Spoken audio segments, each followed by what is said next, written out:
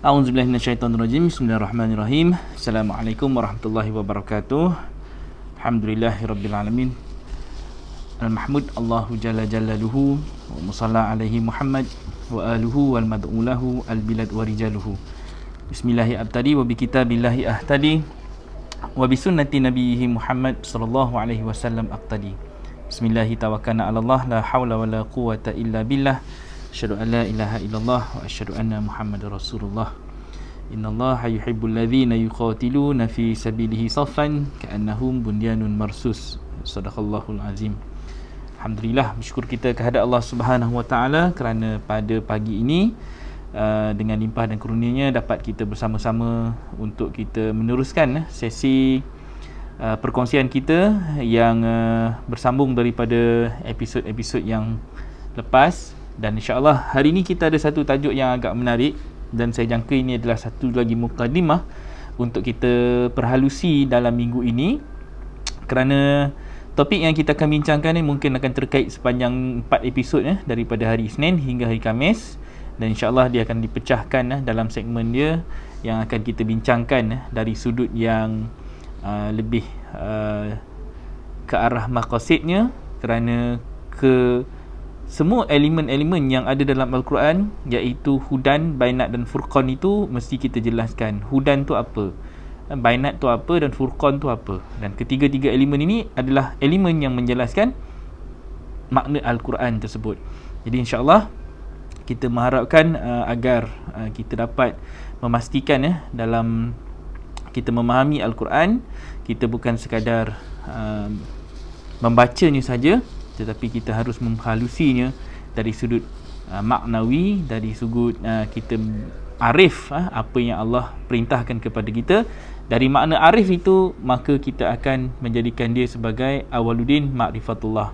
Awal agama itu kita mesti arif, kita mesti makrifat, kita mesti mengetahui makna, dan juga kita mesti mendalami apa yang Allah telah pun berikan melalui firman-firman dia. Di situ kita akan terus membaca Al-Quran, bukan sekadar dengan bacaan teksnya semata-mata. Sebab misi Rasulullah sallallahu alaihi wasallam, kita kena faham misi Rasulullah melalui pendidikan Al-Quran ini adalah untuk memperbaiki akhlak manusia. Bila cerita tentang memperbaiki akhlak manusia, segala ilmu yang terhimpun dalam Al-Quran itu dia mesti dijelaskan sehingga dapat disaksikan kehebatan dia untuk membuatkan manusia bersyahadah, naik saksi.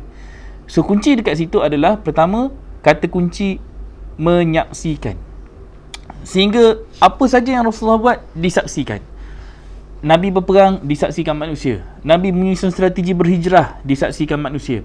Apa saja yang Nabi buat, baik dalam urusan-urusan rumah tangga dan juga dalam urusan pentadbiran agama, baik dalam urusan yang melibatkan kepentingan umat, semuanya Nabi buatkan sebagai satu panduan, uswah. Itulah yang Rasulullah jadikan sebagai satu penyaksian. Dalam bahasa Arabnya dipanggil syahadah. Okey? So kena faham ni konsep dia begini. Sebab Nabi Rasulullah SAW adalah orang yang menerima berita. Kemudian Rasul pula adalah seorang yang menyampaikan berita tersebut. Dia sampaikan berita tersebut bukan sekadar berguna mulut, tetapi Nabi akan usahakan melalui pelaksanaan-pelaksanaan yang mana setiap ayat-ayat Al-Quran yang ada di dalam kitab itu mesti baginda terjemahkan dalam bentuk bainat, dalam bentuk benda yang menjadi satu hasil. Hasil itu boleh dilihat manusia. Hasil itu boleh manusia jadikan rujukan. Hasil itu manusia boleh jadikan perbandingan. Hasil itu manusia boleh jadikan satu benda yang ditimbang. Di zaman kita, contohnya di zaman Nabi bagaimana. Uslub dakwah yang Nabi gunakan mungkin berbeza-beza. Tetapi melalui usaha dakwah yang istiqamah ini, istiqamah maksudnya dia sentiasa berterusan. Dia bukan sekadar jadi satu yang sekadar touch and go. Tak, Nabi 23 tahun dia bukan touch and go. Nabi tahu 23 tahun itu adalah proses Al-Quran yang diturunkan berperingkat-peringkat. Meaning dia tak boleh jadi sesuatu yang dah disentuh dan Nabi dah tak kacau dah urusan tersebut. Tidak. Nabi kadang-kala ada urusan dalam Quran ini ada diistilahkan sebagai nasakh dan mansuh. Ada ayat yang Nabi buat, kemudian pelaksanaan tersebut dihentikan, dimansuhkan, kemudian digantikan dengan ayat yang lain, ayat yang lebih baik, ayat yang memperbaiki keadaan yang sebelum ini. Jadi yang di Mekah mungkin tidak sama. Kerana apa? Mungkin di Mekah, apa saja yang di Mekah dimansuhkan kerana dijadikan satu establishment baru di Madinah sebagai contoh. So, kita kena belajar macam mana Al-Quran ini diberikan ketetapan, dan kemudian ketetapan tersebut tak diguna pakai ketika zaman ini di fasa ini, tetapi boleh dilaksanakan di fasa dan tempat yang lain. Begitulah bagaimana Al-Quran yang hidup. Jadi ini adalah proses macam mana kita nak membaca Al-Quran itu dalam kita memahami maqasid agama. Okey? Itu yang penting. Jadi kita kena tahu dengan istiqamah, Al-Quran yang kita baca ini dia mampu untuk menundukkan ego manusia. Melalui apa? Melalui penghapusan akhlak jahiliah. Tadi kita ceritakan misi Rasulullah adalah untuk memperbaiki akhlak manusia. Jadi bila nak memperbaiki akhlak manusia ni, mesti dia nak menggantikan dengan sesuatu yang lebih baik. So akhlak Al-Quran akan take place. Akhlak Al-Quran itu akan menggantikan dan menghapuskan akhlak jahiliah tadi. Okay? Jadi kita duduk daripada golongan kiri, kita nak bergerak beramai-ramai menjadi golongan kanan. Tetapi dalam beramai-ramai ini, Allah hanya kata kecuali sedikit. So apa yang kita sembang hari ini adalah mukadimah, tetapi dia juga adalah sambungan daripada episod-episod yang lepas. Dia cuma jadi satu lagi subtopik yang lebih fokus kepada perincian-perincian yang lebih mendalam. So jangan kita ingat tak ada kaitan. Tajuk hari ni akan ada kaitan dengan yang minggu lepas, akan ada kaitan dengan esok hari. Di setiap episod itu adalah penjelasan demi penjelasan. Dia akan pergi lebih dalam, dia mungkin dibincangkan secara permukaan, surface saja di dalam episod-episod yang lain, tetapi episod akan datang, mungkin hari ni, mungkin lusa, mungkin minggu depan, dia akan pergi lebih dalam. Jadi kalau kata bagi mereka yang pertama kali ikuti program yang kita buat setiap hari ni melalui Bicara Maqasid ini, mungkin kena rajinkan masa untuk cari hari untuk mengikuti secara ulangan, sama ada melalui Facebook atau lepas ini boleh terus ke channel YouTube. Di situ kita baru ada beberapa episod, tetapi episod yang dah ada adalah episod 1.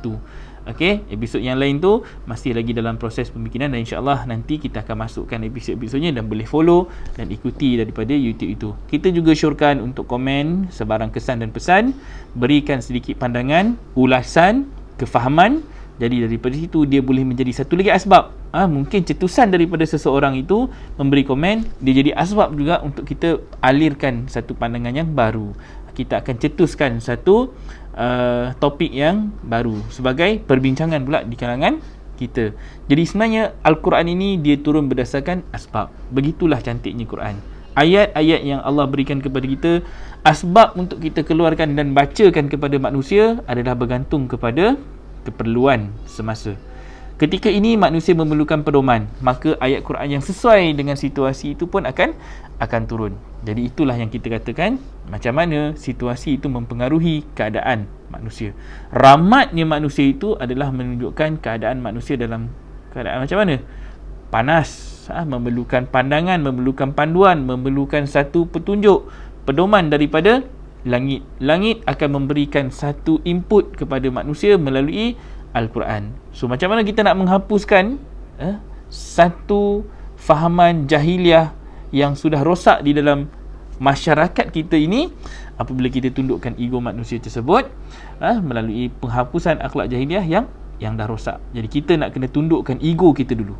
Selagi mana kita ini masih ada kesombongan, ego, diri merasakan serba cukup, serba tahu, serba-serbi, kita rasa kita ni adalah orang yang betul, orang yang benar, orang yang dah rasa lengkap agamanya dari sudut pandangan kita, bukan dari sudut pandangan Al-Quran, maka kita perlukan sedikit sebanyak usaha untuk kita sedar ataupun kita bangkit, kita kembali merujuk kepada Al-Quran dan Sunnah yang sebenar, supaya kita realign balik apa yang kita ada pada hari ini, baik dari segi keluarga, anak, isteri, harta, tahta, pangkat, wanita, apa yang kita ada pada hari ini, semuanya kita nak betulkan supaya masing-masing kembali semula kepada jalan yang istiqomah tadi. Okey, dan itulah hakikat dakwah. Apabila kita nak kena faham hakikat syahadah. Hakikat syahadah adalah sesuatu yang kita kena saksikan. Itu rukun Islam. Kita membincangkan Al-Quran sebagai hudan, sebagai bainat dan furqan dalam kita memahami maqasid agama. Maqasid dia lebih kepada maksud, tujuan kepada agama kita. Agama saya tak statekan sebagai sesuatu yang kita akan rujuk, refer semata-mata dalam apa yang kita bincangkan secara jumud tentang Islam semata-mata. Agama adalah cara hidup. Yang kita akan pamerkan adalah cara hidup Islam. Dia akan jadi begitu. Cara hidup Islam itu bagaimana? Semuanya sudah termaktub di dalam Al-Quran. Itulah cara hidup yang Allah nak kita tonjolkan, kita persaksikan, dan manusia-manusia lain mempersaksikan akhlak Al-Quran itu adalah salah satu daripada macam mana kita nak merahmatkan alam ini melalui Al-Quran yang hidup. Daripada siapa? Melalui diri kita.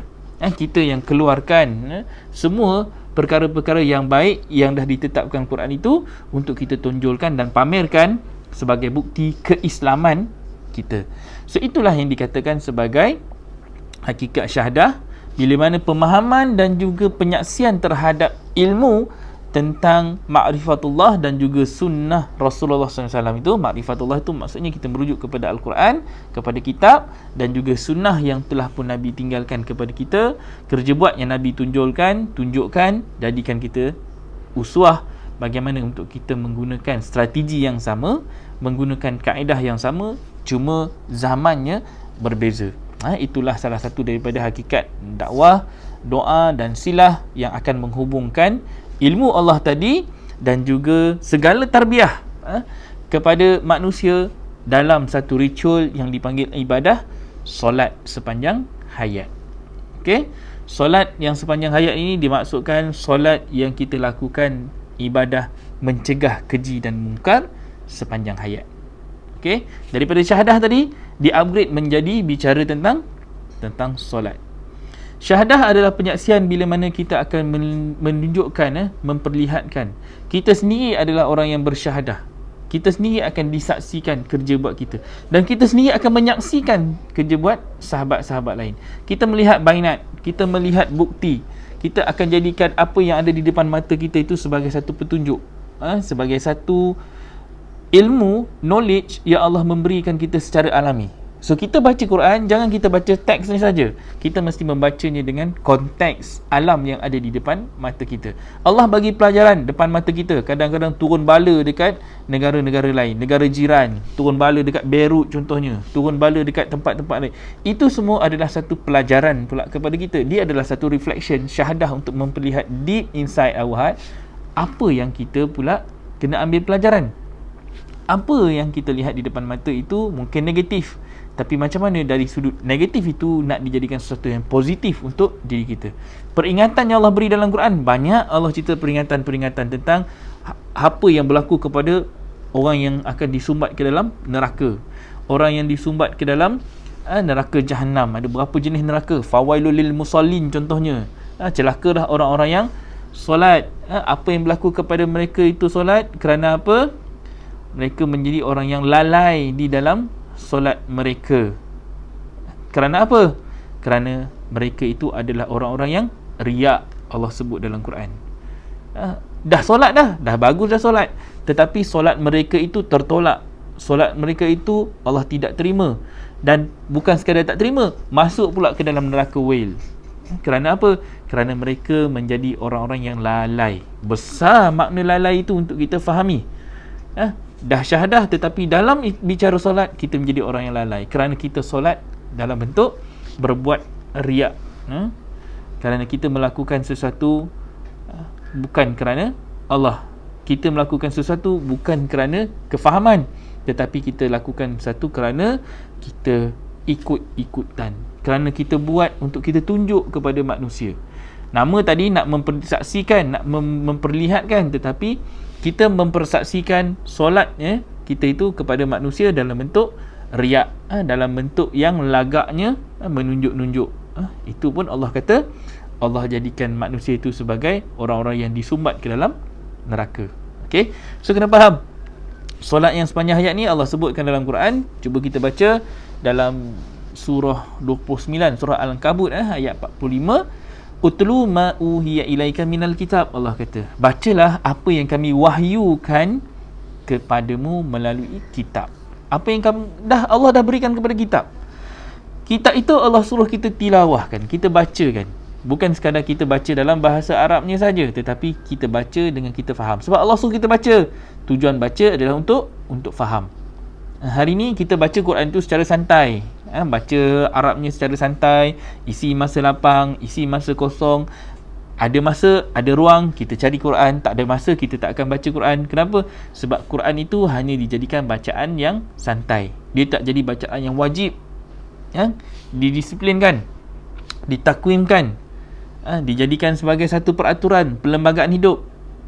Tidak. Malah Al-Quran dibaca hanya sekadar untuk kita mengejar pahala demi kepentingan peribadi, tetapi dia tidak mampu untuk menjadi sesuatu yang kita baca demi kepentingan masyarakat.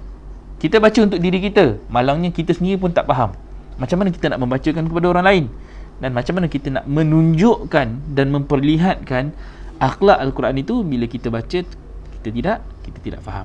So Allah kata utlu ma uhiya ilaika minal kitab. Kemudian barulah kata wa aqimus solah, dan dirikanlah solat. Inna solah, di sinilah diperintahkan. Allah suruh kita dirikan solat. Maksudnya kita kena bangkit, kita kena berdiri. Berdiri itu dengan prinsip. Prinsip untuk apa? Sesungguhnya inna solat tanha anil fahsya wal munkar. Sesungguhnya solat itu mencegah keji dan mungkar. Misi kita dengan solat tadi itu adalah untuk kita mencegah segala perkara keji dan mungkar yang berlaku di depan mata kita. Kita nak membawa satu mesej amar ma'ruf, nahi mungkar. Amar ma'ruf, amar adalah cerita perintah. Ma'ruf yang kita tahu, yang kita faham, yang kita jelas. Amar ma'ruf ni bukan cerita kebaikan saja. Memanglah dalam Quran itu ataupun dalam sesetengah terjemahan itu dikatakan amar ma'ruf itu kebaikan. Bahasa Arabnya amar itu adalah cerita perintah. Ma'ruf yang kita faham, yang kita boleh jelaskan, yang kita sudah jelas, diperjelaskan dan kita mampu menjelaskan. Itu kita arif. Kan? Orang yang arif ni dia mampu untuk meletakkan hukum.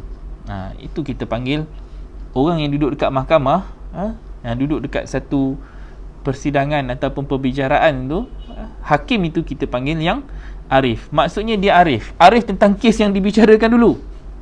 Kena arif dulu apa sebutan kesnya, untuk dia letakkan pertimbangan antara yang hak dengan yang batil ini, untuk dia meletakkan keadilan di dalam penghakiman, di dalam meletakkan hukum hakam, di dalam dia memberikan hukuman. So itu adalah bicara orang yang arif. Dia mesti arif dulu apa yang disebut di dalam kesnya. Dia mesti arif dulu tentang butir-butir. Dia mesti arif tentang pendakwaannya, tentang saksi-saksinya, tentang enakmennya, aktanya. Apa yang ada dalam Quran itu adalah peraturan-peraturan rububiyah yang Allah dah tetapkan. Semua itu dia kena arif. Sebab apa? Sebab dia akan menentukan apa yang baik dan apa yang buruk, apa yang salah, apa yang silap, apa yang hak, apa yang batil. Itu adalah cerita orang yang arif. So amar ma'ruf nahi mungkar ini adalah satu kerja buat yang dipanggil solat. Solat an aqimuddin, satu dicakapkan dalam Al-Quran. Solat kita yang dalam bentuk kita solat 5 minit itu adalah satu hubungan silah kita. Silah kita dengan Allah. Silaturahim, hubungan kita dengan manusia. Solat, hubungan kita dengan Allah. Selawat pula adalah hubungan kita dengan Rasulullah. Itu kita dah bacakan dan kita dah kongsikan dalam episod-episod sebelum ni. Jadi kita nak memahami di mana kita punya kedudukan sebagai seorang hamba tadi, sebagai seorang pengabdi. Pengabdi yang mengikuti apa saja yang diperintahkan Allah melalui Al-Quran yang dibaca tadi. Okay? So kita go through balik surah 29 ayat 45. Siapa yang rajin paste dekat ruang komen tu. Jadi ramai-ramai kita boleh baca sama-sama. Saya mungkin tak bagi sebab ayat ni tiba-tiba keluar sini untuk kita bincangkan. So tak ada preparation untuk kita tunjukkan dari sudut slide. So boleh paste dekat ruang komen, kemudian boleh baca di situ. Bila Allah kata inna salata tanha 'anil fahsya'i wal munkar wa la dzikrullahu akbar. Jadi kita nak kena banyakkan berzikir. Allah ini untuk kita zikirkan, bukan kita zikir dari segi sebutan namanya saja. Zikirkan Allah itu dalam bentuk kita membawa kearifan kita dalam bentuk kitabnya. Ayat-ayat Allah, sebab tu Al-Quran ini boleh jadikan zikir.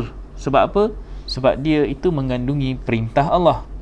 Tetapi hari ini kita hanya jadikan zikir itu di mulut dalam bentuk bacaan-bacaan tertentu yang kita memilih-milih, yang kita mengambil apa yang kita suka, kita tinggal apa yang kita tak suka. Padahal seluruh isi Al-Quran itu 6, 2, 3, 6, 114 surah, semuanya adalah zikir yang kita kena tahu dan kita faham apa mesej Allah kepada kita dan bagaimana pula kita nak respons kepada mesej Allah itu dalam kita menyampaikan dakwah kita pula kepada manusia yang lain. So ini adalah proses-proses yang kita kena kenal, proses yang kita kena tahu. Sebab ayat Quran itu dia penuh dengan strategi. Dia tak ada tiba-tiba je Allah bagi Quran tu, Allah biarkan kita tanpa kefahaman. Allah mesti dah berikan kepada Nabi kefahaman tersebut, lalu kita kena merujuk Nabi untuk kita mendapatkan ilmu daripada baginda. Tapi baginda sudah wafat, baginda sudah tidak ada. Lalu bagaimana kita nak mendapatkan balik? Kita kena mencari ilmu yang ada pada kitab Allah itu melalui pewaris-pewaris Nabi. Siapa pewaris Nabi? Al-ulama warasatul anbiya, ulama'nya. Tetapi hari ini jemaah ulama' yang kita nak kena cari mesti berdasarkan mereka-mereka yang kita boleh relatekan direct melalui ayat-ayat Allah. Dia bukan sekadar kita dengar ceramah kosong, ada jenaka, ada kelakarnya sikit, ada gurau senda sikit. Nanti Allah kata apa? Allah sebut dalam Quran tak? Celakalah orang yang solat. Kenapa mereka solat? Mereka adalah orang-orang yang lalai. Kita tak nak jadi ceramah yang kita banyak gelak-gelak, ketawa-ketawa, masuk dengan bab nyanyian yang tidak ada kepentingan dengan unsur dakwah. Kita kena faham, dalam kita menyampaikan Al-Quran, dia adalah sesuatu yang serius. Bila serius, dia adalah sesuatu yang kita kena fahamkan dan dia tersemat, melekat dalam hati kita. Dia mesti menyentuh hati kita. Dia mesti memberikan satu mesej sehingga kita rasa tersentak. Dia mesti bagi satu mesej, kalau Allah kata engkau duduk dalam neraka, kita mesti rasa neraka tu macam mana. Kalau Allah kata engkau dalam syurga, kita rasa bahagia, seronok kerana kita terpilih untuk menjadi orang yang berada dalam syurga. Sampai Allah memberikan satu keyakinan dan kepastian. Ayat Allah bukan angan-angan. Ayat Allah adalah sesuatu yang pasti. Allah memberikan kita gambaran bagaimana hendak kita memperlihatkan Al-Quran itu dalam bentuk konteks semasa. So bila kita baca Quran itu, sebab tu Allah sebut selepas saja wala zikrullahu akbar wallahu ya'lamu ma tasnaun. Tu dah ada orang dah paste. Terima kasih kepada mereka yang bantu untuk sahabat-sahabat lain. Sebab kita kena faham kita ada beberapa level kalangan-kalangan penontonnya. Ada yang mungkin baru masuk, ada yang mungkin dah lama menyertai program umrah apa semua. Jadi kita masing-masing ada level yang berbeza. Kalau tim-tim umrah yang mengikut umrah saya ni, mereka ni ada yang dah mungkin baca Quran itu cover to cover dah hampir 3 round, 4 round. Ada sebenarnya yang pergi ke 8-9 round. Tahu 8-9 round ni baca Quran cover to cover, daripada Al-Fatihah baca sampai surah 114 An-Nas, baca Arabnya, ada yang rajinnya baca terjemahannya sekali. Ada yang dah tak baca Arabnya, terus fokus kepada terjemahannya saja. Sebab dah lama dah baca Arab, dah dekat 40 tahun, 50 tahun dah baca Arab. Sekarang ni fokus untuk memahami ayat-ayatnya dengan lebih jelas. Rujuk balik bahasa Arab hanya untuk kita mencari di mana root word yang mungkin tersalah terjemahan, tersalah kefahaman kita daripada pembacaan yang kita baca di ruang tepi. Sebelah kanan tu terjemahan harfiah, itu di bawah itu ada makna asal dia. Macam mana kita nak connect dua-dua ini supaya dia tidak lari daripada konteks hari ni. Sebelah kanan yang kita baca tu yang ada pentafsiran itu mungkin dari sudut pandang penterjemah. Sebab tu kita jumpa dalam terjemahan dia ada banyak kurungan. Kadang-kadang tu dia bagi dalam konteks kefahaman penterjemah ketika itu. Tapi kalau kita ada ragu-ragu di situ, ragu-ragu bukan apa? Kita bimbang, kita baca, kita tak faham. Bila kita rujuk balik, oh rupanya Allah maksudkan begini. Dengan lebih jelas kita akan jumpa rujuk dia. Contohnya macam kita baca nanti. Contohnya macam ayat tadi 29-45 ni, Allah kata, hujungnya Allah kata, wallahu ya'lamu ma tasna'un. Dan Allah ya'lamu, Allah mengetahui, Allah maha mengetahui, disebutkan begitu. Allah mengetahui apa yang kamu kerjakan. Okay? So di situ dikatakan ma tasna'un. Apa tasna'un, apa yang kamu kerjakan. Bila ada kerjakan itu, kita kena faham dalam ayat-ayat yang lain, kena ingat pula, kita kena refer Quran ini dengan ayat-ayat yang lain juga. Sebab ayat yang lain dia menjelaskan ayat yang kita baca. Ayat yang kita baca akan menjelaskan ayat yang lain-lain pula nanti. So ini adalah connection antara ayat-ayat Allah dengan ayat yang lain. Why? Sebab Allah ni sedang blend kita dengan ilmu yang sangat-sangat banyak. Ilmu yang akan menyebabkan kita akan jumpa banyak rahsia macam mana kita nak berjalan di atas muka bumi ini dengan yakin, dengan kita benar-benar yakin bahawa kita adalah orang yang berada di jalan yang lurus. Kita tak boleh jadi orang yang sangka-sangka. Kalau jadi Rasulullah itu, Nabi Muhammad itu, dia berjalan dengan fix. Nabi tahu aku adalah orang yang benar. Sebab apa? First kali Nabi dapat benda ni, Nabi mesti menjadi orang yang siddiq, membenarkan. Siddiq, amanah, tabligh, fatalah. Itu adalah antara ciri-ciri seorang Nabi. Dia mesti siddiq. Engkau mesti benar-benar yakin ini yang benar engkau dapat. Kalau kita masih ragu-ragu kan, ragu-ragu ni dia akan menyebabkan kita jadi orang yang tidak pasti. Sebab tu Allah sebut awal-awal kita buka surah Al-Baqarah, Alif Lam Mim, zalikal kitab la raiba fih hudan lil muttaqin. Dia nampakkan begitu. Dia adalah satu kitab yang tidak ada keraguan padanya. Hudan, petunjuk. Ingat perkataan yang ada dalam tu hudan. Al-Quran adalah hudan, bainat dan furqan. Ni tajuk kita ni. Al-Quran adalah hudan. Itu tajuk dia. Hudan, bainat dan furqan. So bila kita baca tu, kita mesti tahu hudan. Allah bagi dalam Al-Baqarah tadi ayat yang pertama Allah bagi Alif Lam Mim, terus Allah masukkan zalikal kitab. Dalam muka surat tu ada 5 ayat saja. Rumusan cerita ayat 1 hingga 5 itu nak menceritakan siapakah akan menjadi orang-orang yang muflihun, orang-orang yang berjaya. Ni kena baca, kena duduk bertalaki seronok sikit. Kita boleh pergi baca ayat tu. Macam mana satu persatu kita boleh kupas. Kalau ada siapa yang berminat, bagi tahu. Kita boleh cadangkan, kita buat satu sesi nanti kita akan memahami 5 ayat pertama Al-Baqarah. Kalau siapa nak, komen nak. Okey, so zalikal kitab la raiba fi hudan lil muttaqin. Dia mesti jadi satu petunjuk. First, petunjuk kepada orang-orang yang bertakwa. So di sini kita kena tahu pula siapakah orang-orang yang bertakwa. Orang yang dapat petunjuk ni adalah orang-orang yang bertakwa. Petunjuk kepada orang yang committed. Petunjuk kepada orang-orang yang dapat sesuatu yang bila mereka nampak je benda ni, mereka bersyahadah dengan benda ni, mereka jadi orang yang sangat committed untuk berusaha keras memperbaiki kerosakan akhlak jahiliah yang merosakkan tadi. Dan apa yang dah dirosakkan manusia selepas kewafatan Rasulullah. Ini adalah orang-orang yang committed.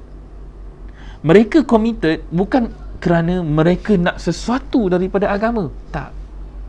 Agama tidak menjanjikan kekayaan kepada mereka. Agama tidak menjanjikan sesuatu yang akan menyebabkan mereka terkenal di atas muka bumi ini. Tidak. Tetapi mereka buat sesuatu itu kerana mereka cintakan Allah. Dan Allah pula mencintai mereka. Ini kita kena baca. So baca Quran ni, dia tak boleh baca macam kita baca sekadar kulit ke kulit macam tu saja. Tak. Quran ni dia merupakan satu puzzle. Tahu? Dan dia ayat yang turunnya tidak disusun. Kita baca mushaf Al-Quran itu adalah mushaf yang tersusun. Sudah disusun sampailah 114 surah. Cantik susunan dia.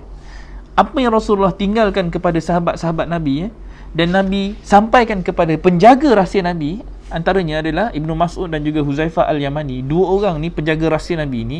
Ibnu Mas'ud antara yang paling terkenal, bacaannya yang paling halus. Adakah bacaan yang paling halus itu paling sedap sekali? Tak.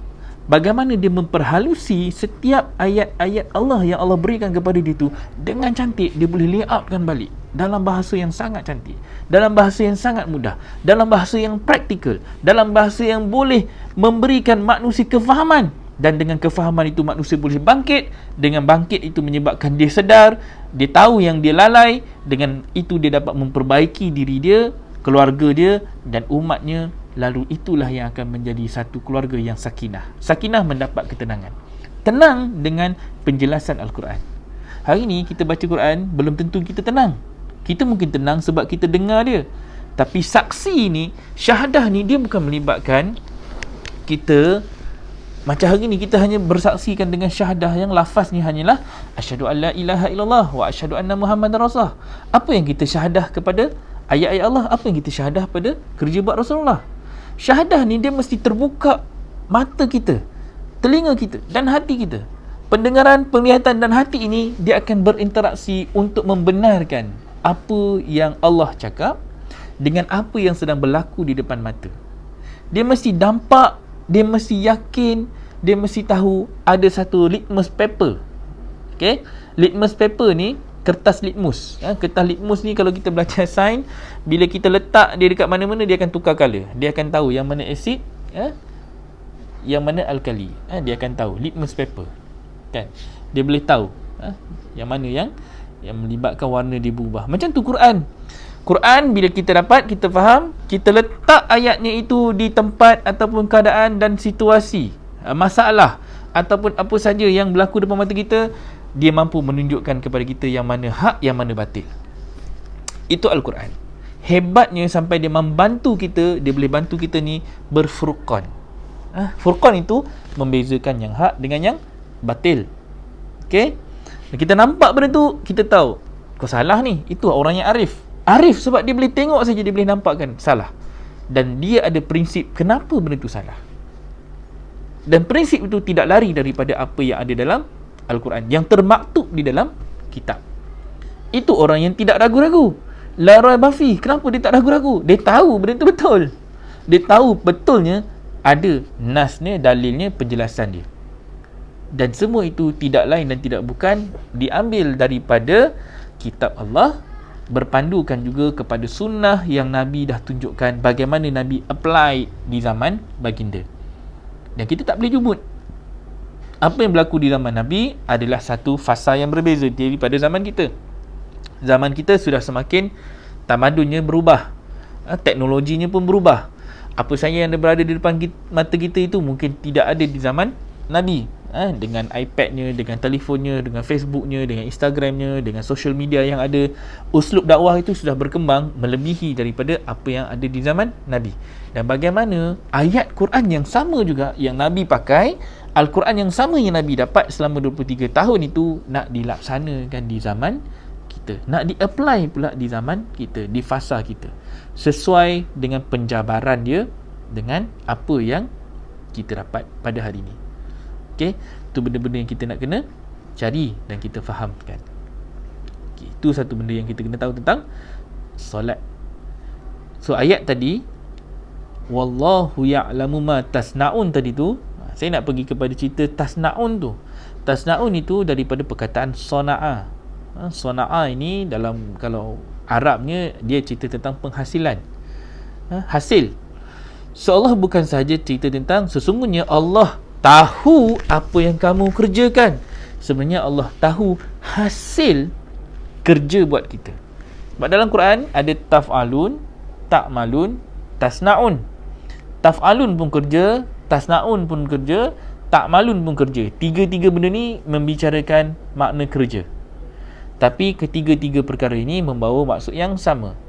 Ke beza? Mestilah berbeza dari segi konteksnya. Kerja dari segi fa'ala melibatkan fa'al kita. Fa'al ni perangai kita, perangai kerja kita. Kalau kata kerja malas, hasilnya malas tak? Malas. Kalau kerjanya cincai, hasilnya cincai tak? Cincai. Hasilnya pun kita tengok pun kita dah tahu dah, ni kerja orang malas. Ni macam tu. Kan? Kerja orang malas. Kalau kata kita suruh, ni mudahlah, kita jangan sembang benda yang terlalu berat untuk jadikan contoh. Kita suruh anak kita lipat baju. Okey? Lipat baju, kita tengok lipatan baju tu pun kita dah tahu dah, ini kerja orang malas ke kerja cincai. Itu adalah hasil kerja. Dan mak pula kena tahu pula. Ni kalau mak pula kena tahu macam mana lipat baju. Kalau mak pun tak tahu lipat baju, jadi dia akan terima saja apa yang anak dia bagi dalam keadaan serupa itu. So kalau anak dia bagi dalam kerja cincai, dia pun okey, terima kasih mak. Terima kasih mak pula. Terima kasih ya, tolong mak lipat baju. Mak pun tak akan perhati pun hasil kerja anak dia. Even dia pun tak berani pun nak menegur anak dia sendiri. Benda salah ni. Kerana apa? Dia bertoleransi dengan kesalahan anak. Pada dia, ini tak ada masalah. Kita tak. Kita tahu kalau kita ni buat kerja timbang air, tahu, kita nak yang lurus kan. Kita nak sesuatu yang lurus, kita mesti ada pertimbangan. Timbangan air tu kita nak letak supaya dia sama dan dia boleh lurus. Duduklah, letaklah apa pun sekalipun. Kalau kita di prihatin ni, kita bekerja, kita kerja, kita letak kontainernya mesti kita letakkan dia sama rata, lurus, walaupun sementara. Sebab apa? Sebab dia akan mempamerkan akhlak kerja kita. Maksudnya kalau kata asal letak, asal boleh, maksudnya kita adalah orang yang cincai. Sama dengan lipat baju tadi, asal lipat, maksudnya kita ni asal boleh, asal lipat, asal selesai kerja, janji habis, dan kita adalah orang yang cincai. Sehalus itu kita memerhatikan akhlak. Bukan sekadar kita cakap saja. Macam hari ni, contohnya, sepatutnya live pukul 10, saya start live 10:07 minit, 7 minit lari masanya. Tu pun kita dah rasa berdosa, dah rasa bersalah pada orang yang tunggu. Orang yang dah pukul 10 dah terpacak, dah dekat depan live. Jadi kita mesti rasa berdosa. Kita sendiri yang merasakan kesalahan tersebut. Dia tak perlu orang lain menunjukkan, bercakap kepada kita salah. Tapi kita sendiri mampu untuk berfurqan. Tapi memang kadang-kadang kita sibuk, kita terpaksa kejar benda lain, kita terpaksa uruskan 2-3 benda lain. Tapi bila kita ikrar, ni cerita ikrar bil lisan, ni cerita iman, iman ikrar bil lisan. Bila kita dah ikrar dengan mulut kita, kita mesti tasdik bil qalbi, kita membenarkan dengan hati kita. Lalu kita wa arkanu bil amal, kita akan memperlihatkan dalam bentuk kerja, amal tadi ni tak malun, amal. So kita yang ikrar. Allah, dia bagi kat kita Quran, dia suruh kita gunakan Quran itu untuk kebaikan kita di dunia. Allah bagi kepada kita tanggungjawab dan amanah sebagai ibu dan bapa. Allah bagikan panduan Quran kepada kita supaya dengan Al-Quran itu kita mampu untuk menjadi seorang ibu dan bapa seperti mana yang Allah berkehendak, seperti mana yang Allah nak, seperti mana yang Allah dah sampaikan melalui Quran. Tapi kalau kita jadi mak bapa tidak berpandukan Quran, so kita selama ini jadi mak bapak berpandukan apa? A big question mark. Kena tanya kita. Kalau kita jadi mak bapak hanya bergantung kepada pendidikan mak bapak kita, iaitu nenek moyang kita, lalu kita hanya berpandukan nafsu mereka. Sebab tu ada orang yang hantar anak ke nursery. Sebab apa? Sebab mak dia cakap apa? Mak tak boleh jaga ni anak, so mak tak ada masa. Okay? Lalu dia pun terpaksa cari nursery. Kerana apa? Kerana nursery itu dengan harapan nursery itu dapat bagi pendidikan kepada anaknya, kadang-kala hanya untuk jaga anak dia dalam tempoh dia pergi kerja. So, apa yang dia dapat dekat nursery itu? So, anak itu akan bawa mold pendidikan daripada nursery. Tahu-tahu je anak boleh cakap Indon. Sebab apa? Sebab dekat nursery itu yang jaganya Indonesia. Okay? So, anak pun akan terdidik dengan apa yang diajar oleh nursery tadi. Sama juga kalau kata, okey, tak hantar nursery, hantar dekat mak bapak. So, mak pergi kerja, anak duduk dengan datuk atau duduk dengan nenek. So, apa saja yang ada dalam pendidikan nenek tadi, datuk tadi, akan mempengaruhi tak anak? Akan mempengaruhi anak. Sebab apa? Sebab pendidikan itu datang dari nenek moyang. So, kadang-kadang kita kena tahu batas. Batas ni adalah macam mana kita nak meletakkan satu hudud, satu skop ruang yang ada boundaries and limitation. Boundaries and limitation ini di mana dalam boundaries kita itu adalah ilmu yang datang daripada kefahaman kitab melalui Al-Quran. Jadi Allah dah bagi kat kita boundaries and limitation. Dan eksternal daripada boundaries and limitation itu adalah perkara-perkara yang akan berusaha untuk mempengaruhi kefahaman kita. So adakah kita yang akan mempengaruhi orang luar atau eksternal yang akan mempengaruhi kita dengan Al-Quran? Itu pun benda yang kita kena faham. So hari ini contohnya Al-Quran ini adalah benda yang jadi prinsip kita. Kalau kita boleh bertoleransi dengan perkara luar setelah kita merujuk kepada prinsip Al-Quran. Contohnya hari ni kita ada televisyen. Pada sesetengah orang, televisyen itu diletakkan sebagai sesuatu yang melalaikan. Contohnya, dia kata lalai ni, lara tengok televisyen ni. Tapi dari sudut lain, ada tak manfaat daripada televisyen? Ada. Walaupun sedikit, tetapi kadang-kala manfaat yang sedikit itu dapat menafikan yang banyak. Jadi gunakanlah yang sedikit itu dengan bijak. Bijak, contohnya kalau dalam televisyen itu saja ruang untuk kita dapat maklumat pada ketika itu. Jadi itulah ruang untuk kita dapatkan satu informasi, ilmu daripada televisyen. Selain daripada itu semua lalai, lara. Ada cerita tentang konsert lah, ada cerita tentang pertandingan menyanyi lah, menari lah, reality TV lah, apa semua bagai. Semua itu adalah bagaimana untuk kita dengan bijak menggunakan Al-Quran, menggunakan kefahaman kita. Kita nak kena sukat-sukat dan kita tolak semua yang melalaikan tu. Dan kita cuma boleh ambil yang sedikit tu saja. Sama dengan telefon, lagilah berkepit dengan kita 24 jam. Tidur pun dia ada dengan kita. Itu telefon. Dan dia akan sentiasa mempengaruhi kita untuk jadi orang yang lalai. Kena ingat benda tu. Dia tak boleh jadi satu benda yang akan fix kalau selagi Allah tidak ada dalam dada. Allah duduk dalam qalbu mukmin ni, dada kita ni adalah ni istana orang yang beriman. So kalau Allah tak jadi raja tempat kita, Allah terkeluar daripada hati kita, qalbu kita, istana hati kita ni, lalu dia akan dikuasai oleh raja yang lain. Raja apa? Dia akan datang dari bentuk syaitan, bisikan, nafsu, amarah. Semua yang ada itu akan menggantikan Allah, lalu dia akan menjadi raja dalam diri kita. So yang akan merajai kita adalah nafsu, bukan lagi Allah. Tapi kalau Allah masuk dalam diri kita, apa saja yang sebut, apa saja yang terkeluar dari mulut kita, apa saja yang kita nak lihat, semuanya bergantung kepada Allah punya kehendak dan kemahuan. Kita akan tunduk ego kita kepada ayat-ayat Allah. Itu konsep dia. So ini benda yang kita nak kena baca dan kita kena faham.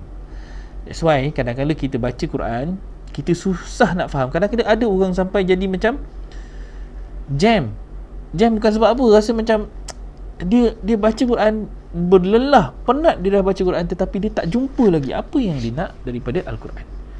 Sungguh-sungguh dia membaca, tetapi dia tak jumpa ketenangan. Rupanya kerana dia tak faham. Kefahaman itulah yang menjadikan kita lebih dekat dengan Allah. Itu cerita solat.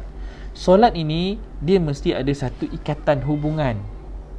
Kita nak berhubung dengan Allah, ikatan dia melalui Al-Quran. Quran itulah yang akan memberikan kita kefahaman kenapa kita diciptakan, untuk apa kita dijadikan, ke mana hala tuju kita. Allah dah layout dah semua cantik dalam Al-Quran. Sebab tu dalam solat kita baca Quran. Dalam solat sendiri, perkara wajib yang kita baca adalah Fatihah. Jadi Fatihah itulah yang akan jadi satu rumusan kehidupan kita, sama ada kita menjadi orang yang dapat nikmat, ataupun orang yang dimurkai, ataupun orang yang disesatkan. So kena kenal pasti 3 jenis manusia ni, yang mana satu kita. Rasa macam dah ada nikmat, ada anak, ada isteri, kan? Tetapi dalam tu asyik kena marah, asyik bergaduh, asyik ada perselisihan faham, rumah tangga rasa tak tenang, tak bahagia, dan mesti ada something wrong. Jadi tak dapat nikmat, sama ada dapat makdub, dimurkai atau sesat. Sesat ni bingung, ni anak depan mata, isteri depan mata, ada harta, ada rumah besar, tapi tak bahagia. Bingung tak? Bingung. Ada benda tak kena dalam rumah tangga ni, kan? Anak-anak kita bagi macam-macam kemewahan dah, tapi tak dengar cakap kita. malah banyak lagi dibuat masalah pada kita. Something wrong. Ni apa benda yang berlaku depan mata kita ni? So, semua ini adalah satu bukti. Bainat ada perkataan bainat tak? Bainat. Bainat yang menunjukkan yang kita sedang berada dalam satu masalah. Akhlak. So tengok anak-anak kita depan mata baik, tiba-tiba kat sekolah bully anak orang. Pun satu bainat. Bainatnya menunjukkan apa yang di rumah tidak mampu untuk mencorak mereka di luar rumah. Itu bainat. Bukti. Kita mungkin dengar petunjuk, anak engkau ni begini. Kita baru dengar ni petunjuk kita baru dengar. Tapi kita berprinsip, tak ada kot, mana boleh anak aku macam ni. Kita dah mula meletakkan satu prinsip. So furqan kita, anak aku baik, tu furqan kita, sebab dia datang daripada pendidikan kita. Tapi bila orang luar datang dengan report polisnya, cikgu bawa dengan laporan kes buli dekat sekolahnya bagai, lepas tu ada budak yang muka berdarah dah mengaku anak kita yang pukul dia apa semua bagai, itu bainat tak? Itu bukti yang jelas menunjukkan there is something wrong dengan pendidikan anak kita. Pakaian pun begitu. Pakaian ni cerita pakaian, mudah je. Kita sembang bab-bab mudah je. Kita jangan pergi bab-bab maqasid yang tinggi-tinggi lagi. Kita sembang pakaian menutup aurat. Contohnya, tudung yang labuh bagi wanita. So kalau masih lagi kita berpakaian tudung yang biasa, yang masih singkat, yang masih tersingkap, menunjukkan parah dada kita, dan itu adalah something wrong. Tanda kefahaman. Itu adalah bukti. Bukti menunjukkan kefahaman kita belum lagi jelas berdasarkan perintah-perintah Allah. Kita buat kerana kita sangka kita sudah menutup aurat. Semudah itu saja kita boleh menyaksikan kerja buat kita. So apa yang ada dekat batang tubuh kita dari segi pakaian itu, itulah hasil kefahaman kita berdasarkan Quran. Kita nampak macam mana pakai seluarnya, macam mana pakai bajunya, macam mana pakai tudungnya, macam mana soletnya, macam mana tangan yang diisinya, cincin ke, rantai emas ke, jam tangan ke, kasut ke. Itu semua adalah sesuatu yang kita memperlihatkan kepada orang lain. Siapa kita? Sesuai dengan kefahaman kita, fahaman kita. Bismi ana, dengan fahaman aku. So itu yang kita buat. Orang yang mudah adalah orang yang dia tahu apa Allah nak, dia pakai apa yang Allah suka. Dia tahu, dia ikut apa yang Allah nak. Tutup aurat, Allah kata tutup aurat. Pakai baju warna apa, color apa, tak penting. Yang penting kita tutup aurat.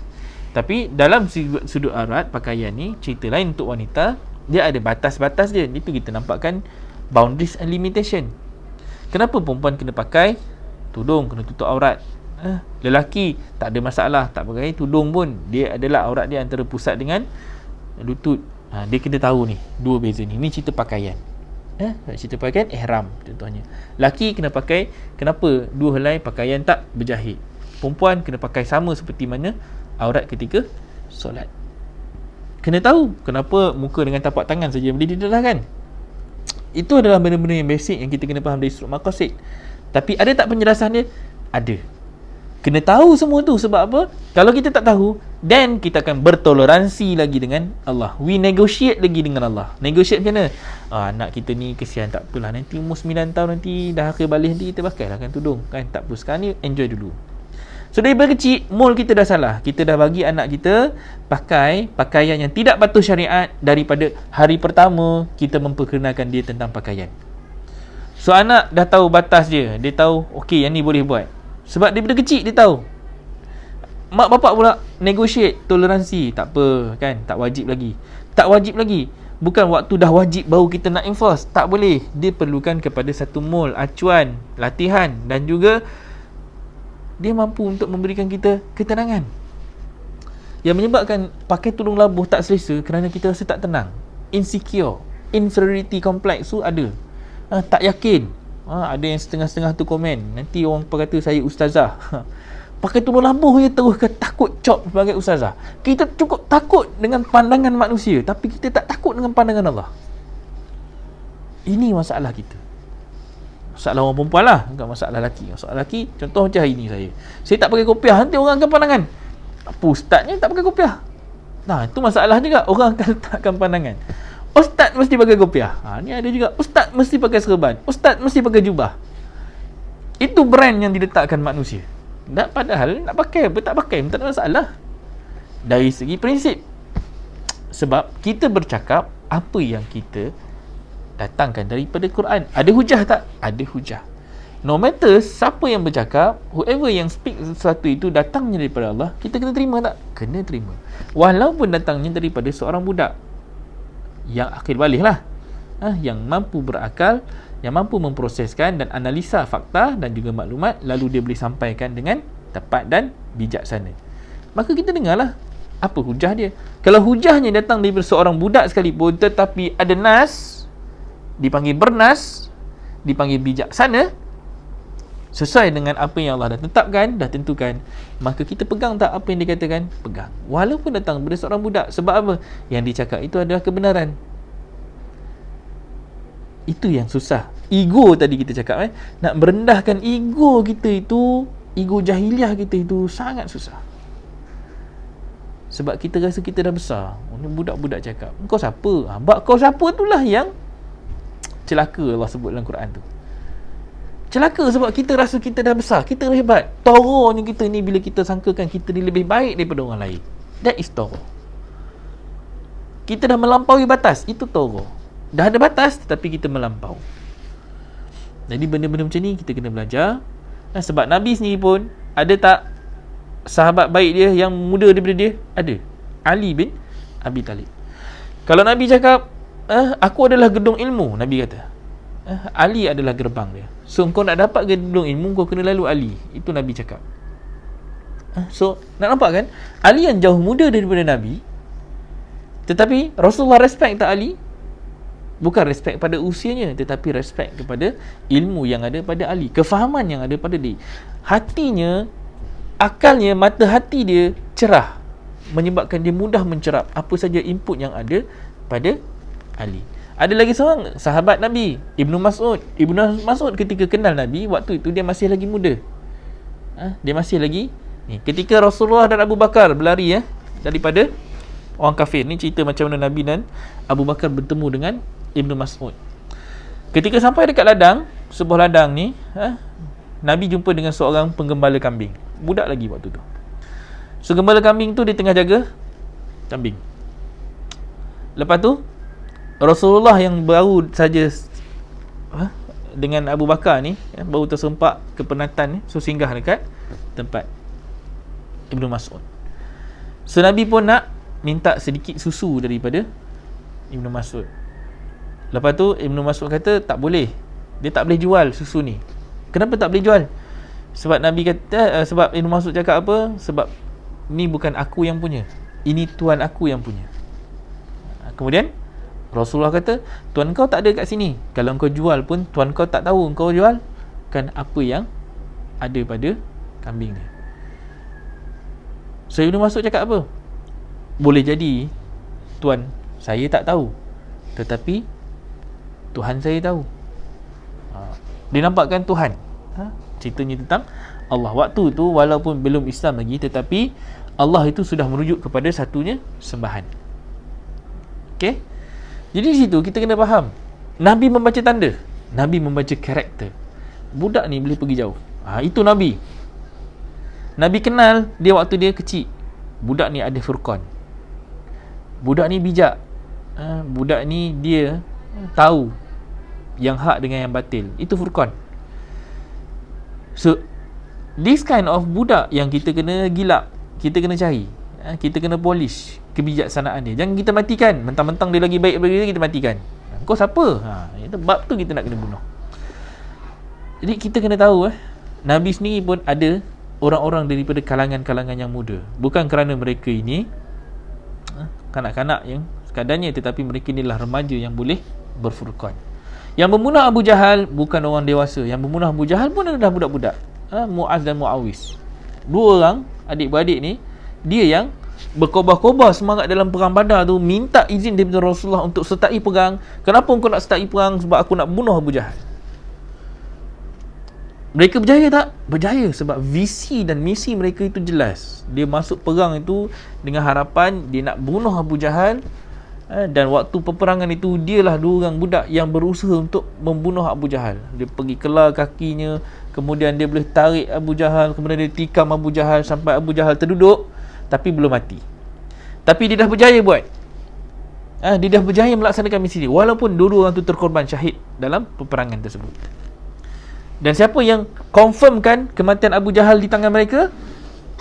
Ibnu Mas'ud sendirilah orang yang datang, dan bila mereka cari dekat dalam medan pertempuran perang ketika itu, perang Badar, dan dia menyaksikan Muaz dan Muawiz sedang bertarung nyawa nak membunuh Abu Jahal, dan Abu Jahal jatuh daripada tangan akibat tikaman daripada Muaz dan Muawiz. Abu Jahal cuma Ibnu Mas'ud cuma datang, pergi ke situ, dan dia menyaksikan 2 anak-anak ini syahid dan berjaya menyebabkan Abu Jahal dah hampir-hampir mati ketika itu. Apa yang Ibnu Mas'ud buat? Ibnu Mas'ud cuma memastikan Abu Jahal mati. So dia macung. Sebab nak membunuh Abu Jahal itu, dia tak ambil claim pun. Dia tak kata pun, aku yang berjaya bunuh Abu Jahal. Ibnu Mas'ud tak buat pun. Tapi Ibnu Mas'ud datang kepada Rasulullah, dia ceritakan balik apa yang berlaku kepada Muaz dan Muawiz yang telah berjaya bunuh, dan dia sendiri cakap mereka berdua lah yang telah berjaya membunuh Abu Jahal. Dia cuma confirmkan saja. Itu antara akhlak yang kita lihat. Nah, ini cerita dia nak nampakkan yang budak-budak pun boleh jadi lebih hebat daripada kita yang dewasa. So jangan kita rasa bangga sangat. Benda tu pernah berlaku dalam sunnah. Dan hari ni pun kita kena faham. Kadang-kadang kita respect kepada orang ni bukan kerana umur, kita respect kerana dia ada ilmu. Macam tu sekali. Dan benda itu berlaku kerana kita dapat daripada fitrah manusia. Fitrah manusia, apabila seseorang tu lebih daripada kita, kita akan menghormati dia. Dan kadang-kadang nafsu manusia dia memandang lebihnya bukan dari sudut ilmu, lebih dari sudut material. Ada orang sanggup jadi orang yang tunduk kepada orang yang lebih berharta, walaupun budak, dia budak lagi, tapi kerana nafsunya kepada duitnya, kepada hartanya, dia sanggup ikut cakap budak-budak. Kenapa? Kerana budak tu mampu untuk bagi dia ilmu macam mana nak berniaga online, macam mana nak jadi gini, macam mana nak jadi kaya dalam berapa hari. Dan yang dewasa pun boleh datang merujuk kepada dia hanya kerana ilmu. Itulah manusia punya sembahan: harta, tahta dan wanita. 3 ta ni daripada zaman Adam sampai zaman kita tak pernah berubah. So kita kena faham macam tu, insya-Allah. Ya, betul, dua-duanya terkorban syahid. Muaz dan Muawiz dua-dua terkorban. Bacalah, buka sejarah tentang kisah 2 orang budak-budak ni yang berjaya membunuh Abu Jahal. Dia sebenarnya banyak kisah yang kita kena faham. Rasulullah sendiri pun adalah antara contoh budak-budak yang berjaya. Di usia 10 tahun dia dah sampai ke Syam. Syam, jangan faham Jordan. Syam tu besar, luas. Syam itu melibatkan Syria, Lebanon, Palestin. Jordan itu adalah kawasan yang UAE hujung-hujung tu, kat belah sana tu, semua itu adalah negara yang sebesar Syam. Itulah wilayah Syam yang sebenar. Jadi Rasulullah ketika umur 10 tahun, bila mana dikisahkan Nabi berniaga bersama bapa saudaranya sampai ke Syam. Jangan ingat Syam tu kecil, Syam tu besar. Sangat-sangat luas. So Nabi waktu kecil adalah orang yang dah internationally seorang peniaga pedagang yang sudah dilatih untuk berniaga sejauh itu wilayahnya. Hebat Nabi waktu tu, waktu umur 10 tahun ni. 12 ke 13 tahun Nabi sudah terlibat dengan NGO. Nabi dah masuk perang Fijar. Nabi menjadi salah seorang daripada barisan hadapan. Tapi at least Nabi mula dengan kutip anak panah sebelum Nabi berjaya menjadi komandan perang. Jadi Nabi punya pengalaman perang dah ada tak? Dah. Nabi dah terlibat dengan NGO? Dah. Nabi buat apa dengan NGO tu? Untuk menyelamatkan fakir-fakir miskin. Nabi bantu orang-orang yang fakir ini. Nabi bantu orang-orang yang miskin. Nabi bantu gelandangan-gelandangan. Itu Nabi dah buat. Kerja-kerja filantropis ni Nabi dah buat daripada awal lagi. Sebelum jadi Nabi lagi, ketika umur 10, 12, 15 sampai 20 tahun tu, Nabi dah buat kerja macam-macam. Rencamnya Nabi buat semua benda. Sampailah Nabi jadi salah seorang daripada advisor untuk perniagaan Siti Khadijah. Umur 25 tahun Nabi kahwin dengan Khadijah, seorang yang rupawan, bangsawan, hartawan, jelitawan yang hebat waktu itu. So bila dah dapat Siti Khadijah, Nabi kembangkan lagi satu bukti bainat bagaimana Nabi dengan akhlaknya yang baik itu, dia mampu untuk menundukkan orang-orang yang dalam ni. Sampailah umur 37 tahun, Nabi dipanggil untuk urusan meletakkan semula 35 tahun, minta maaf, 35 tahun Nabi meletakkan batu Hajar Aswad yang jatuh. Bila mana 4 kabilah ni bergaduh, macam mana nak letakkan semula batu tu, masing-masing pakat nak angkat. Macam mana Nabi berfurqan, macam mana Nabi meletakkan pertimbangan. So furqan itu adalah seni macam mana nak menimbang, menganalisa, membuat pertimbangan. Itu cerita furqan. Jadi kita kena bijak. Hudan adalah petunjuk, bainat adalah bukti, furqan adalah tahu membezakan yang hak dengan yang batil, dengan kita menganalisa, dengan kita mempertimbangkan semua aspek yang ada depan mata kita. Kalau dengan Al-Quran, Al-Quran itu adalah prinsipnya. So apa saja pertimbangan kita mesti rujuk balik Al-Quran. Itu furqan yang kita kena ada. Okay, so satu benda yang kita kena buat lah. So furqan ini tajuk yang akan kita bincangkan daripada hari ni, hari esok sampai hari Khamis ni, melibatkan hudan, bainat dan furqan, 3 elemen ni. So di mana ayat yang mengatakan dia adalah satu benda yang penting. So kita kena tengok dalam surah 2 ayat 185, buka Al-Baqarah ayat 185. Dalam tu diceritakan tentang kisah ataupun macam mana Al-Quran itu dinampakkan sebagai syahrun allazi unzila fihi al-Quran hudan linnas wa bayyinatin minal huda wal furqan. 3 elemen ni disebutkan apabila sampai satu fasa yang dipanggil fasa Ramadan, fasa yang ramat, fasa yang panas. Fasa manusia ini duduk dalam kejahilan sehingga kepanasan itu menyebabkan manusia jadi tak tentu hala, bingung, sesat. Era dan zaman ketika itu menyebabkan manusia sudah tidak lagi tahu membezakan yang hak dengan yang batil. Itulah cerita tentang ramat. Maka waktu Ramadan itu sudah berlaku, maka Allah akan turunkan Al-Quran kepada hamba-hambanya yang dikehendaki. Waktu zaman Nabi, yang dapat kefahaman Al-Quran itu adalah Rasulullah. Lalu Rasulullah diamanahkan untuk menyampaikan kepada manusia lain. Zaman kita Al-Qurannya sama, tetapi kita tidak boleh membacanya dengan hak. Kerana apa? Kerana kita tidak tahu lagi bagaimana kita nak apply Al-Quran ini dalam kehidupan kita. Lalu kita berdoa, ihdinas siratal mustaqim, ihdinas siratal mustaqim, ihdinas siratal mustaqim. Ni hari-hari kita baca doa ni 17 kali sehari kita duk ngulang baca doa yang sama. Tapi macam mana kita nak baca doa ni? Allah kata ihdinas siratal mustaqim. Kita baca dalam ayat yang keempat, ayat kelima, iyyaka na'budu wa iyyaka nasta'in. Kita jangan lupa surah 2 ayat 45, Allah kata wasta'inu bisabri wassalah. Sesungguhnya solat itu sangat berat kecuali kepada orang-orang yang khusyuk. Dinampakkan begitu. Minta tolonglah, mohonlah pertolongan dengan wasta'inu bisabri, dengan sabar, wassalat, dengan solat. Dia rasul kita solat. Solat yang bagaimana yang kita nak kena fahami, dan sabar yang bagaimana yang Allah nak kita faham. So dua ni adalah dua benda yang kita kena tahu.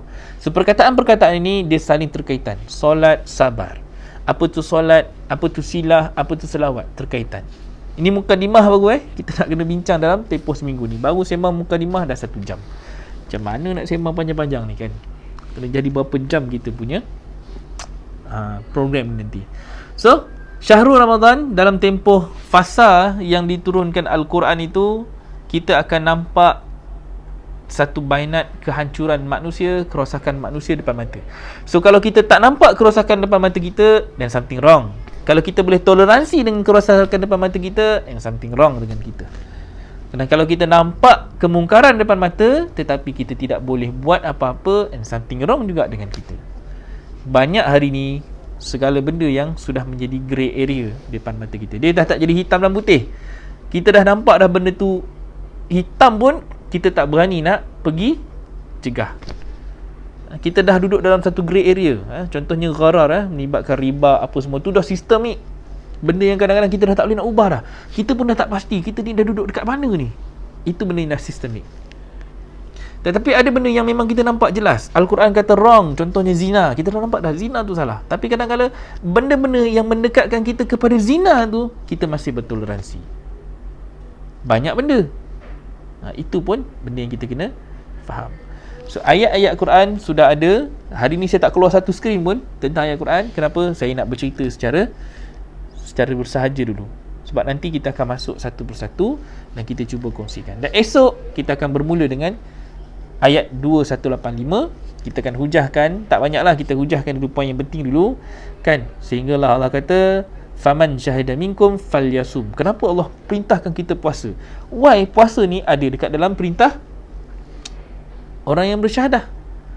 Kena baca faman syahida, barang siapa yang lihat, yang nampak, yang menyaksikan, falyasum.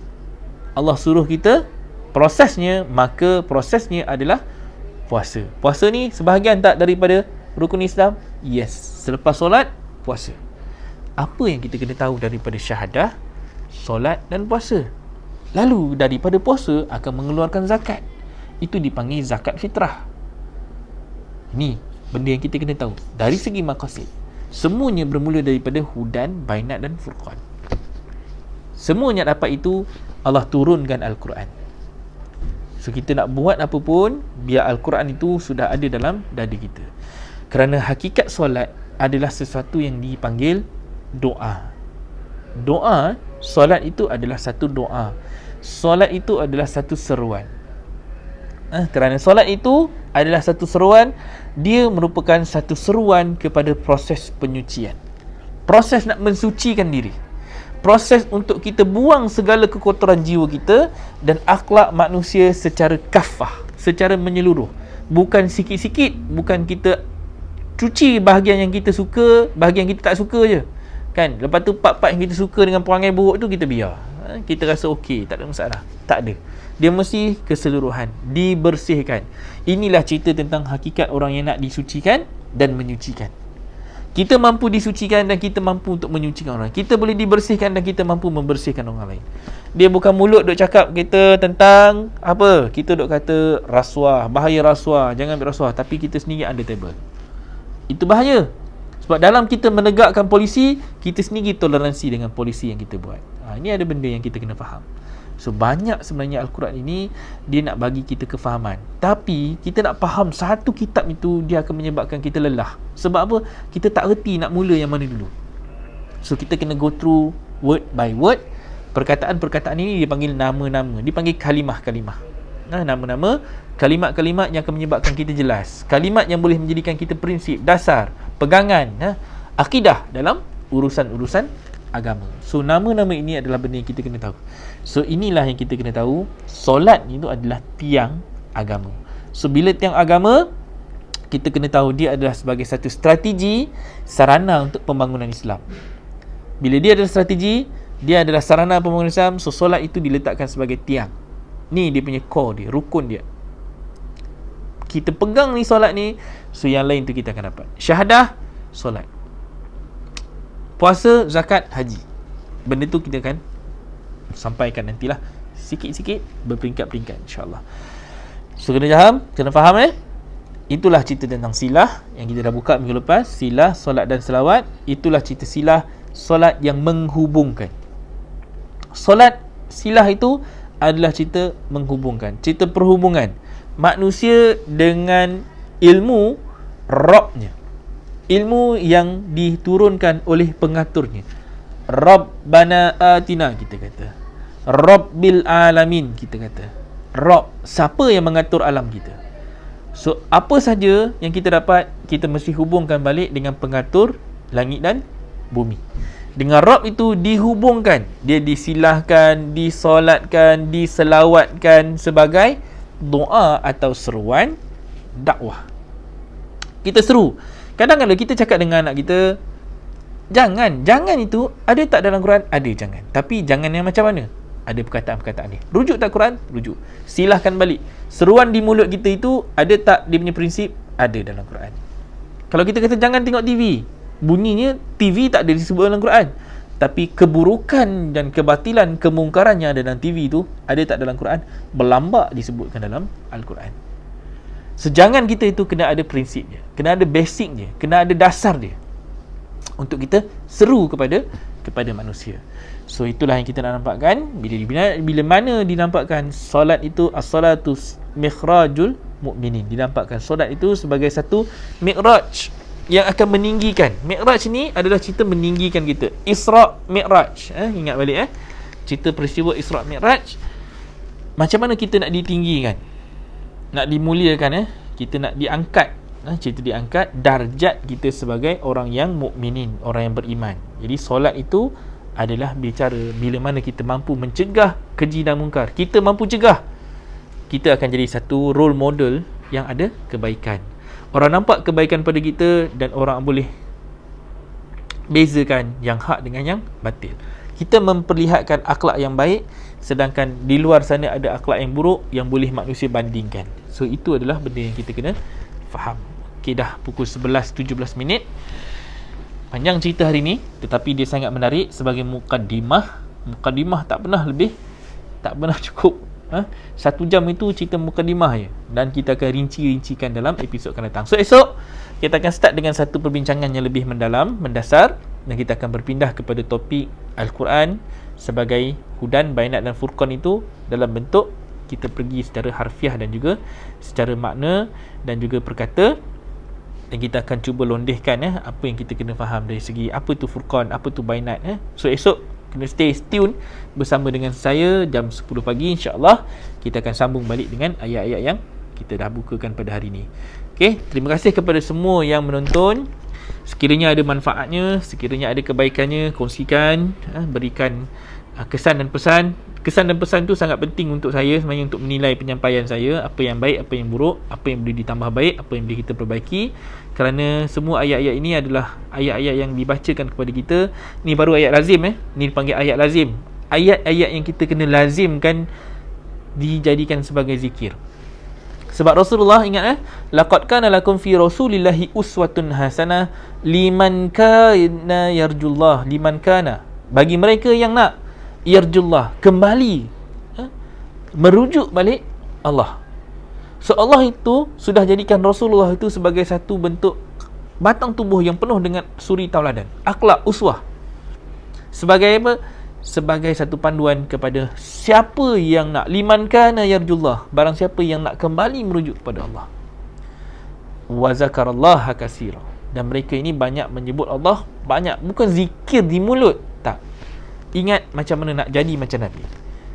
Sebab mereka ini adalah orang-orang yang yakin dan beriman kepada hari akhirat. Itu dinampakkan begitu. Liman kana yarjullah wal yawmal akhir. Mereka yang nak kembali kepada Allah dan juga kepada hari akhirat. So itu adalah kategori-kategori manusia yang kita nak jadi, insya-Allah. Okey. Terima kasih kepada semua yang menonton. Saya ucapkan terima kasih sekali lagi. Kita ada group, discussion group. Kalau nak masuk melalui page, masuk melalui channel Telegram Nota Mutawif. Daripada situ kita boleh terus hit button discuss. Kita akan masuk ke dalam satu group discussion. Di situ ada perbincangan. Sekarang ni belum rancak lagi sebab kita belum ramai, baru 50 orang lebih. Tetapi tak mengapa. Allah kata illa qalila, hanya sedikit. Kita bukan nak jadi ramai. Kalau ramai, itu sesuatu yang kadang-kala kita tak nak jadi viral, melainkan kita nak dia berkembang secara organik. Biarlah dengan organiknya itu kita jadi hamba-hamba yang terpilih. Jadi hamba yang terpilih bermaksud di kalangan hamba-hamba yang Allah kehendaki. Once Allah berkehendak kita berada dalam grup itu, kita berada dalam majlis ilmu itu, kita berada dalam lingkungan yang Allah dah berikan kepada kita petunjuk, maka dengan harapan kita menjadi orang-orang yang beruntung. Kita nak jadi tak orang yang beruntung? Confirm kita nak. Siapa nak jadi orang yang rugi? Bodoh kalau kita nak jadi orang yang rugi. Itu sajalah daripada saya. Moga bermanfaat. Apa yang baik itu datangnya daripada Allah, yang buruk itu datang daripada kelemahan saya sendiri. Saya minta maaf kat pak-pak tu, dengan harapan apa saya yang disampaikan semuanya adalah milik Allah, bukan milik saya, melainkan tanggungjawab saya hanyalah untuk menyampaikan.